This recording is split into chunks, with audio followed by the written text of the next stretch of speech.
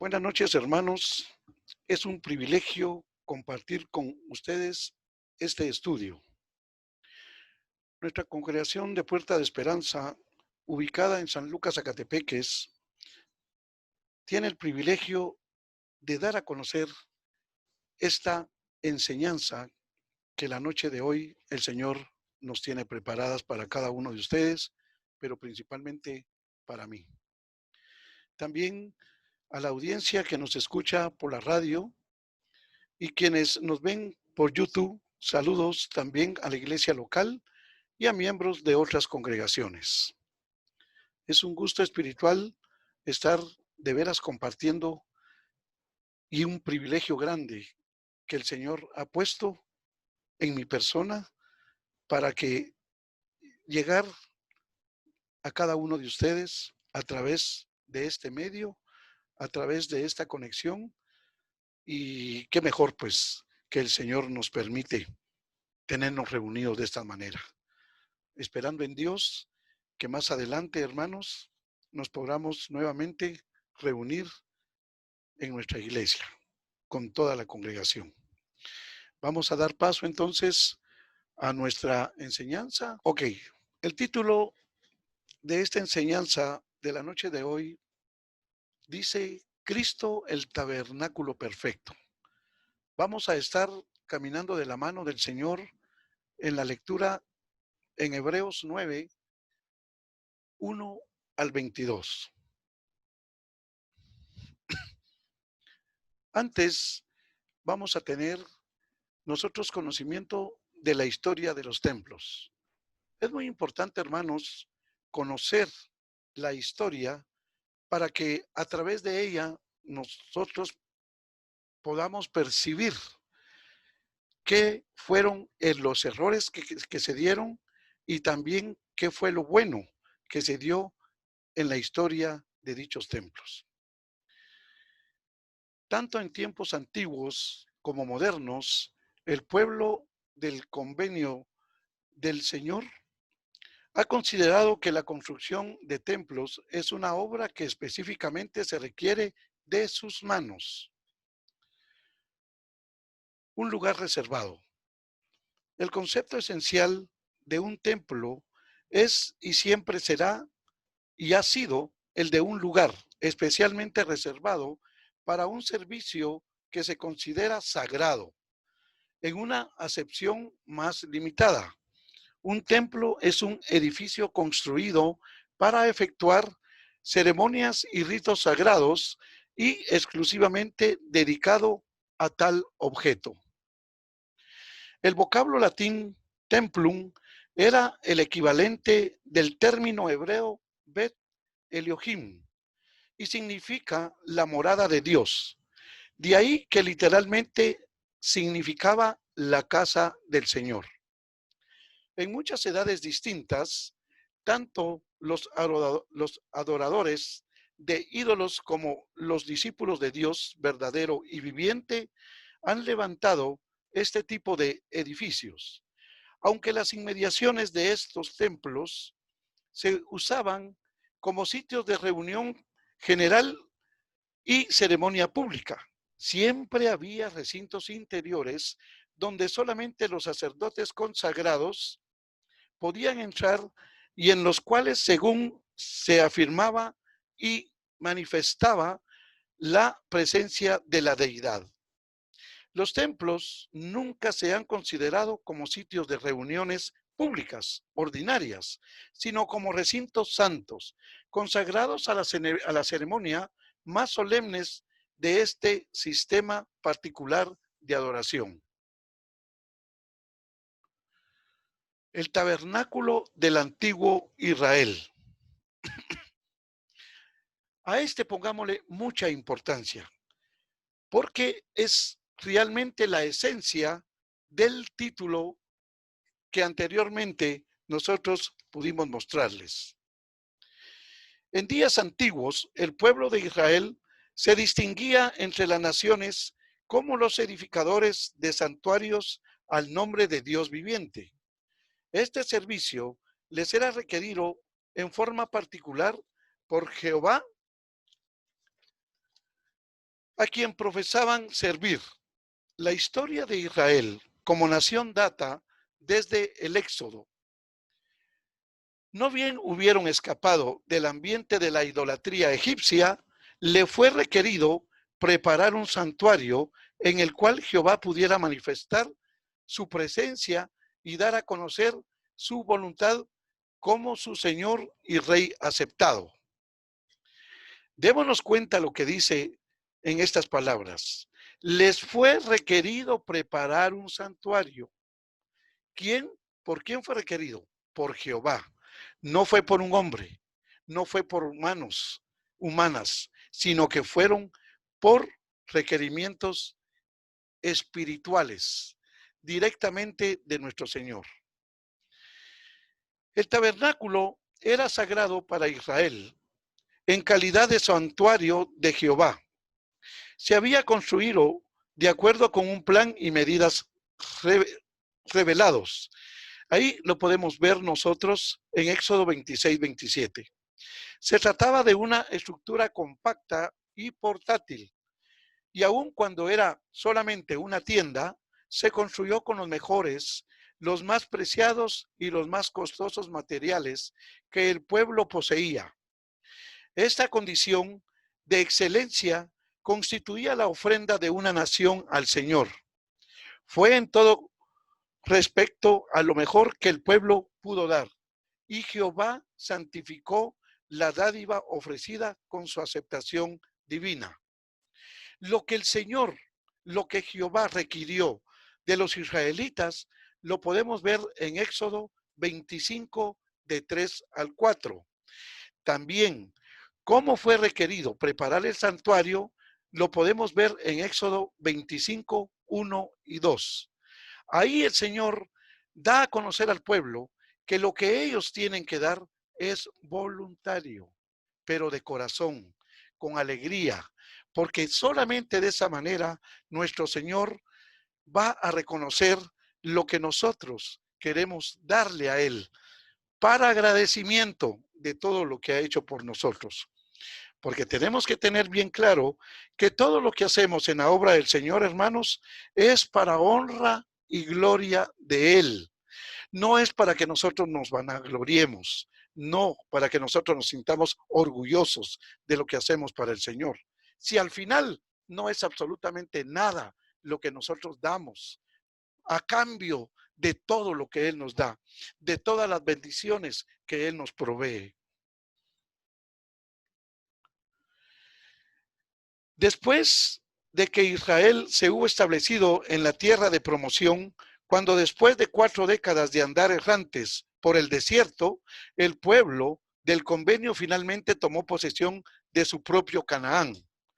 El tabernáculo, con sus objetos sagrados, que se estableció en Silo, y ahí se reunían las tribus para conocer la voluntad y la palabra de Dios.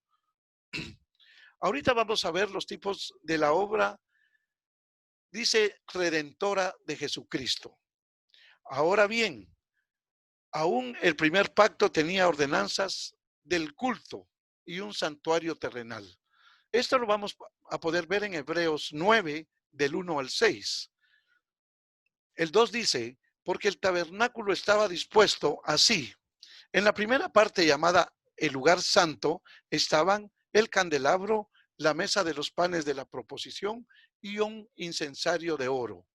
Sigue diciendo en el versículo 3, tras el segundo velo estaba la parte del tabernáculo llamada el lugar santísimo, el cual tenía el arca del pacto cubierta de oro por todas partes, en la que estaba una urna de oro que contenía el maná, la vara de Aarón que reverdeció y las tablas del pacto. A este lugar solo podía entrar el sumo sacerdote una vez al año. Y sobre ella los querubines de gloria que cubrían el propiciatorio, de las cuales cosas no se puede ahora hablar en detalle. Y así dispuestas estas cosas, en la primera parte del tabernáculo entran los sacerdotes continuamente para cumplir los oficios del culto. Aquí vamos a mostrar cómo era construido o cómo estaba el tabernáculo distribuido. Esto era, recuerden ustedes, cuando el pueblo de Israel salió de Egipto y estuvo durante 40 años en el desierto. El Señor, para poderse manifestar con cada uno de ellos, requirió al pueblo de Israel por medio de Moisés que se hiciera este tabernáculo. Vamos a ver de qué parte se compone. Ahorita vamos a tener, señala la flecha, la puerta del oriente. Ubicada hacia el oriente, dirección donde se encontraba el campamento de Moisés, Aarón y Leví. Medía 9 metros de largo por 2,20 metros de alto. Luego seguimos señalando, como ustedes lo pueden ver con la flecha roja, el altar de bronce. Altar donde se ponían los distintos animales para su sacrificio, efectuado solo por los sacerdotes. Seguimos con el otro elemento espiritual que se titula la fuente de bronce. Para purificación de los sacerdotes antes de entrar al templo.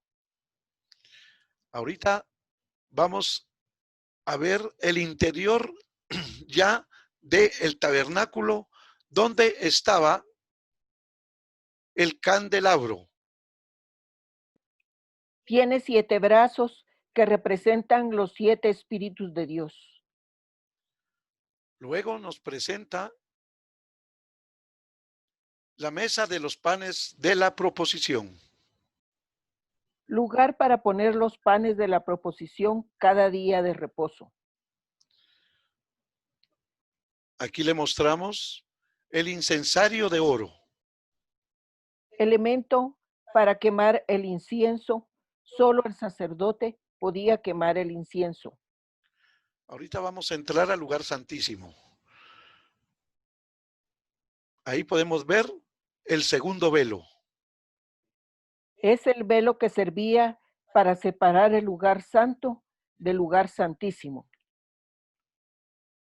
Y por último, lo más importante, el arca del pacto y el propiciatorio.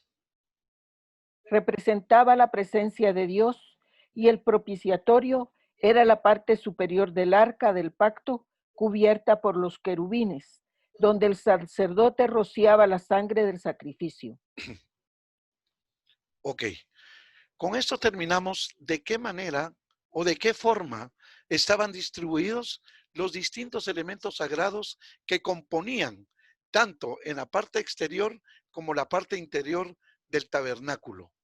Ya se imaginan, hermanos, para construir realmente y poner en orden todos los elementos, ¿qué carga la que llevaban los israelitas para que en el momento que ellos tenían que hacer el rito de sagrado, tenían que inmediatamente cada uno tenía sus obras, tenía su trabajo de poder instalar el tabernáculo y hacerlo en una forma ordenada y adecuada para que los sacerdotes en este templo o en este tabernáculo ejercieran sus labores sacrificiales.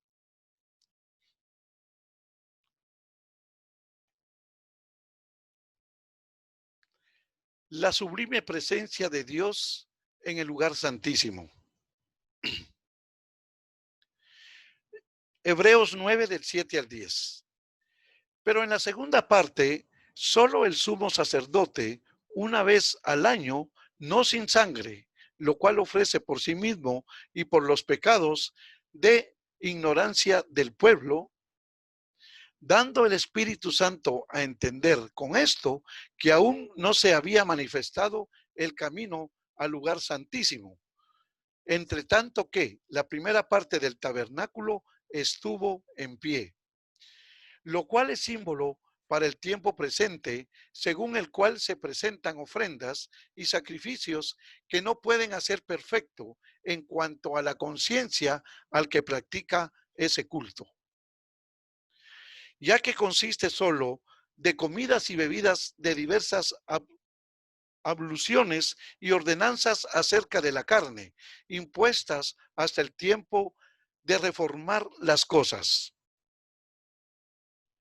Esto ya lo había yo leído anteriormente porque me adelanté, pero podemos nuevamente repetirlo porque es importante que después de que Israel se hubo establecido en la tierra de promoción, cuando después de 4 décadas de andar errantes por el desierto, el pueblo del convenio finalmente tomó posesión de su propia Canaán. El tabernáculo, con sus objetos sagrados, se estableció en Silo y allí se reunían las tribus para conocer la voluntad y la palabra de Dios. Esto lo podemos ver en Josué 18:1, 19:51, 21:2, Jueces 18:31, Primera de Samuel 1:3, 24 y 4 del 3 al 4. Más tarde fue trasladado a Gabaón. Véase Primera de Crónicas 21:29 y Segunda de Crónicas 1:3. Y posteriormente a la ciudad de David o Sión. Esto lo podemos ver en Segunda de Samuel 6:12 y Segunda de Crónicas 5:2. Es importante conocer también después del tabernáculo, que era portátil, cómo se fue formando los otros templos, que fueron también requeridos y puestos en el corazón de las personas a construirlos para sus ceremonias, para que los cristianos, para que el pueblo de Israel se reuniera a tener una ceremonia directa con nuestro Señor. Dice así del templo de Salomón. David, el segundo rey de Israel, dice, pretendió y proyectó edificarle una casa al Señor, declarando que era una tienda. Pues eso lo podemos ver en 2 de Samuel 7:2. Mas el Señor, hablando por boca del profeta Natán, rehusó la ofrenda propuesta porque David, rey de Israel, aunque en muchos respectos era un varón aceptable a Dios, había pecado y su transgresión aún no había sido perdonada. Aquí detengámonos porque nos podemos dar cuenta que nosotros como seres humanos podemos pecar ante nuestro Señor y después seguir una vida ordenada donde nosotros pudimos haberle pedido perdón a Él. Pero es Él que en su plena soberanía nos va a perdonar a nosotros en su tiempo. Eso no quiere decir que si nosotros nos hincamos, oramos y le pedimos perdón al Señor, en ese momento nuestros pecados van a ser perdonados. Tiene que llevarse su tiempo. He ahí el por qué algunas veces nuestras oraciones no son escuchadas, porque el Señor todavía no ha perdonado nuestros pecados. Es en el tiempo de Él. Sigamos. No obstante, le fue permitido a David recoger el material para la casa del Señor, edificio que había de construir no él, sino su hijo Salomón. Esto fue dicho a través del profeta Natán a David por medio de Jehová. Pero también, si se dan cuenta, le dio el privilegio a David de recoger ese material para que él se diera cuenta que el Señor de alguna manera lo estaba tomando en cuenta de ese sueño que él tuvo para la creación del templo para nuestro Señor. Poco después de ascender al trono, Salomón emprendió la obra. Puso los cimientos durante el 4º año de su reinado y el edificio quedó completamente elaborado en menos de 7 años, construido en menos de 7 años y medio. La construcción del templo de Salomón fue un acontecimiento trascendental, no solo en la historia de Israel, sino en la del mundo. De acuerdo con la cronología comúnmente aceptada, el templo se terminó hasta el año 1005 antes de Jesucristo. En cuanto a arquitectura y construcción, diseño y costo, es conocido como uno de los edificios más extraordinarios de la historia. Si nosotros cuantificáramos actualmente lo que costó solo en oro y plata, sin tomar en cuenta mano de obra, podemos dar cuenta de que la cantidad monetaria ascendía aproximadamente en nuestros tiempos a 15.000 millones de dólares. Que quede claro, esto sería en la actualidad y sin la mano de obra.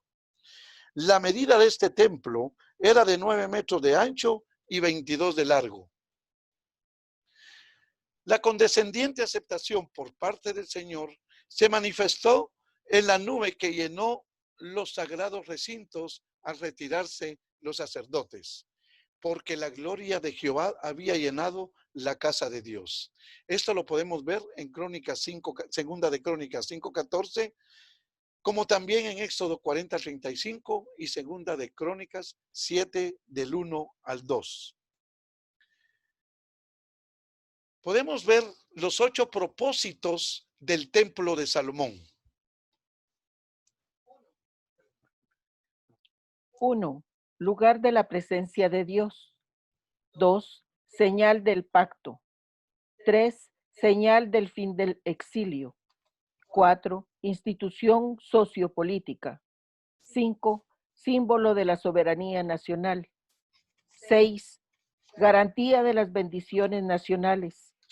7. Fuente de bendición para todas las naciones. Y 8. Punto focal de oración.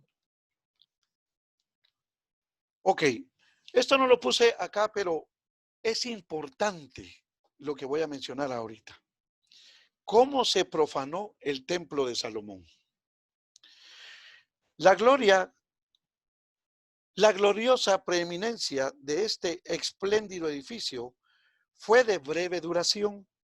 34 años después de su dedicación y escasamente 5 años después de la muerte de Salomón, empezó a decaer.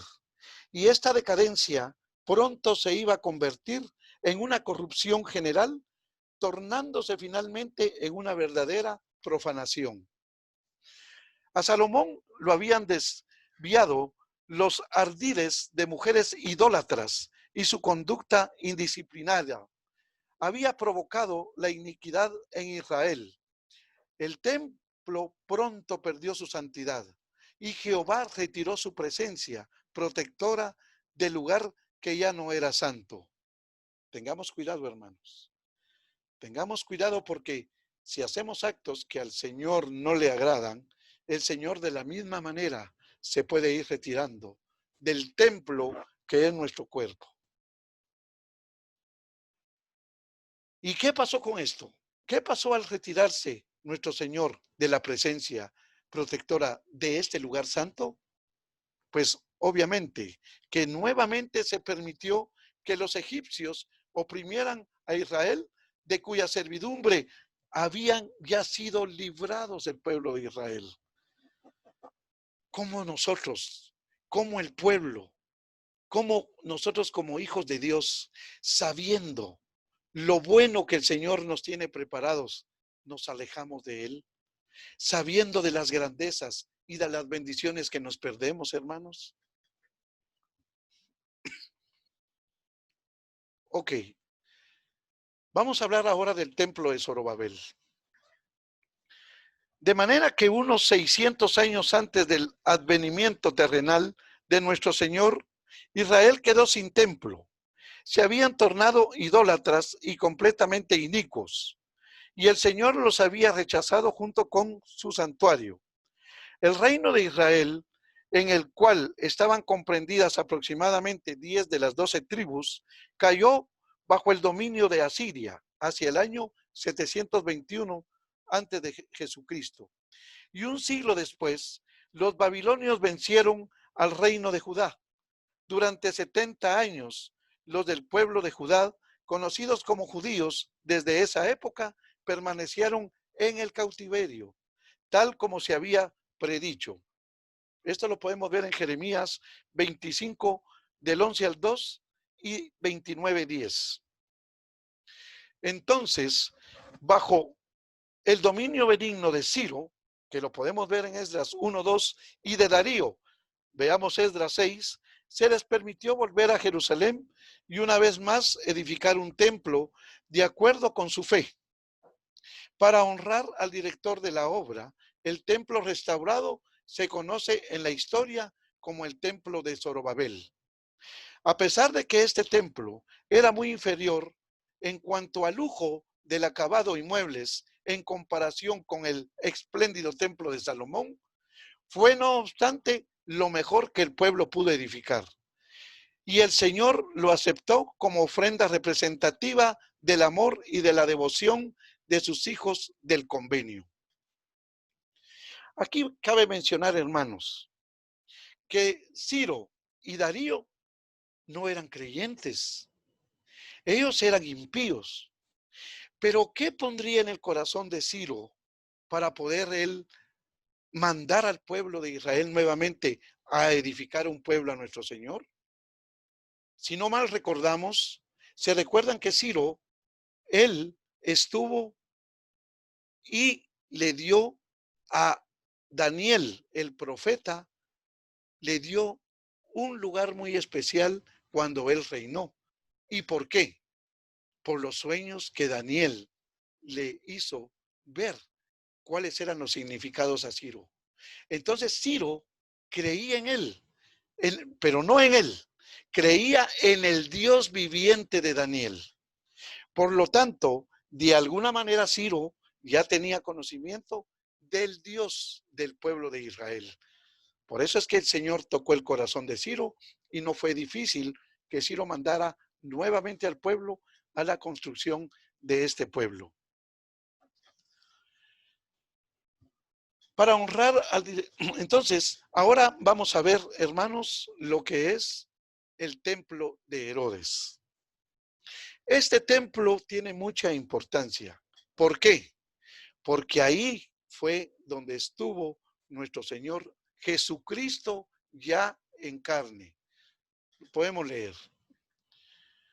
Unos 17 años antes del nacimiento de Cristo, Herodes I, rey de Judea, inició la reconstrucción del templo de Zorobabel.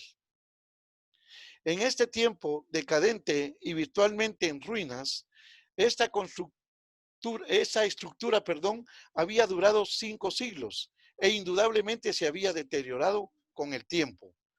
Muchos de los acontecimientos de la vida terrenal del Salvador se relacionan con el templo de Herodes. Es evidente, según las escrituras, que aun cuando se opuso a los usos degradados y comerciales que impusieron sobre el templo, Cristo admitió y reconoció la santidad de sus recintos. Pese al nombre por el cual se le hubiese conocido, para él era la casa del Señor.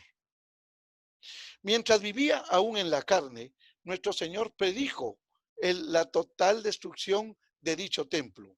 Esto lo podemos ver en Mateo 24, 1, 2, Marcos 13, 1, 2, completamente de nuestra era. El templo fue completamente destruido por fuego en la toma de Jerusalén por los romanos en manos de Tito. Eso, como dijimos anteriormente, lo podemos ver en Mateo 24, 1, 2, Marcos 13, 1, 2, Lucas 21, 6. El templo de Herodes fue el último templo que se erigió con el hemisferio oriental en tiempos antiguos. Qué importancia realmente, hermanos, tener nosotros conocimiento de la historia, porque a través de ella nos pudimos haber dado cuenta de qué, de el fallo que tuvo el pueblo de Israel. ¿Por qué nuestro Señor permitió que estos templos fueran destruidos? Porque no cabe duda que hubo desobediencia. No cabe duda que el pueblo de Israel no estaba en buenos caminos. Esto es importante para nosotros, porque como dice el hermano pastor en algunas prédicas, el que no conoce la historia está nuevamente, ¿qué? Está nuevamente para que nosotros podamos hacer uso de lo malo y caer en ese pasado, porque nosotros lo estamos repitiendo de nuevo, ¿verdad, hermanos?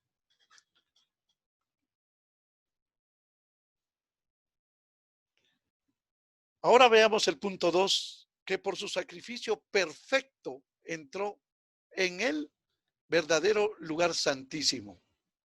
Como el título anterior lo decía, ¿verdad, hermanos? Jesucristo, el verdadero tabernáculo de Dios. Así se decía en el principio. Entonces, por su sacrificio perfecto, entró nuestro Señor Jesucristo al verdadero lugar santísimo. ¿Pero por qué? Eso lo podemos ver, que con poder y gloria entró al tabernáculo perfecto. Eso lo podemos ver, hermanos, en Hebreos 9, del 11 al 12.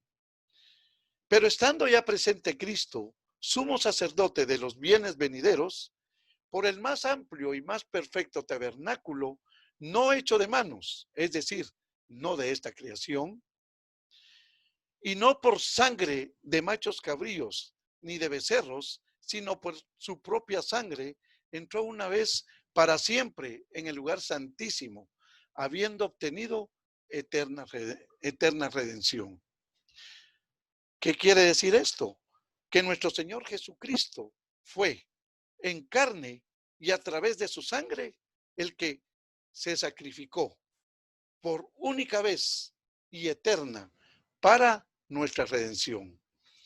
Ya no es de animales, ya no es de ovejas, ya no es de otros sacrificios, sino que fue nuestro Señor Jesucristo como único redentor. Ahora me permití tener la foto de nuestro templo, pero para que hagamos una meditación, hermanos. Nosotros como congregación de Puerta de Esperanza, les pregunto yo,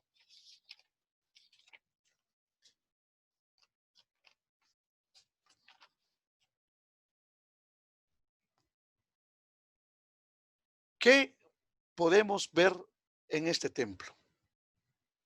¿Cómo nos sentimos como congregación? ¿Será que orgullosos de él? Todo esto lo vamos y lo estamos hablando espiritualmente. Para poder comprender el estudio y poder enfocar ahorita en la actualidad nuestro templo, quiero que tengamos ojos y oídos espirituales para que analicemos realmente ese milagro que Dios realizó al terminar la construcción de este templo. Gracias a los hermanos que puso en el camino de nuestra congregación. ¿Qué diferencia existe, hermanos, de reunirnos en casa y de reunirnos en nuestro templo? No cabe duda que algún propósito tiene el Señor con esta enfermedad de COVID-19, para que nosotros distingamos cómo es sentir la presencia del Señor dentro de estas cuatro paredes de nuestro templo y cómo es sentir la presencia del Señor en nuestro hogar, porque no cabe duda que sí la sentimos. Nuestro Señor está en todo lugar, pero realmente, como en los otros templos, ahí está esperándonos la presencia del Señor. En aquel entonces, esa presencia era esperada por el pueblo de Israel. Hoy nosotros, como humanos, como partes de esta congregación, realmente ya que es un lugar santo donde Dios se presenta a cada uno de nosotros en diferente forma. Porque lo podemos decir, hermanos. ¿Cómo se presenta el Señor? A través de su Espíritu Santo. Cuando cantamos, cuando estamos orando, cuando nos hincamos nosotros a darle gracias, o cuando nos subimos al púlpito a dar nuestras clases dominicales. Cada uno ha tenido diferente experiencia dentro de estas cuatro paredes. Qué bonito se ve nuestro templo, hermanos. A mí me dejó un gran recuerdo de ver cómo la presencia del Señor, y tal vez algunos hermanos se recuerdan de lo que voy a mencionar, cómo a uno de nuestros hermanos que por primera vez le tocó dar la clase dominical, el Señor, yo así lo percibí, el Señor cuando él subió al púlpito y antes de dirigirse a la congregación para iniciar dicho estudio, se vio como el Señor lo quebrantó. Se vio como el Señor doblegó su cuerpo y el hermano poco a poco fue a través suspirando para tomar un tercer aire o un segundo aire, pudo controlar la situación y empezó a dar su discurso, que por cierto, muy buen discurso, muy buena su estudio, pero después me llamó la atención y le pregunté, hermano, ¿qué sintió usted cuando subió al púlpito? Porque lo vi quebrantado. Usted ha sido una persona que no es primera vez que se sube a dar pláticas ante un público y tal vez más grande que tiene nuestra congregación. Y la respuesta de él fue la siguiente.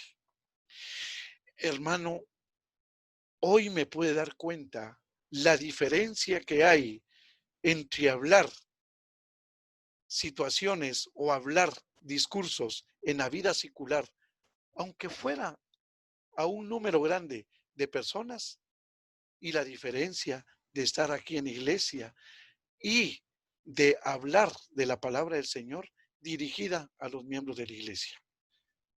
Muy diferente. Esas fueron las palabras del hermano. Pero yo quisiera que al terminar mi estudio diéramos tiempo a este hermano de quien yo estoy hablando y no voy a decir su nombre.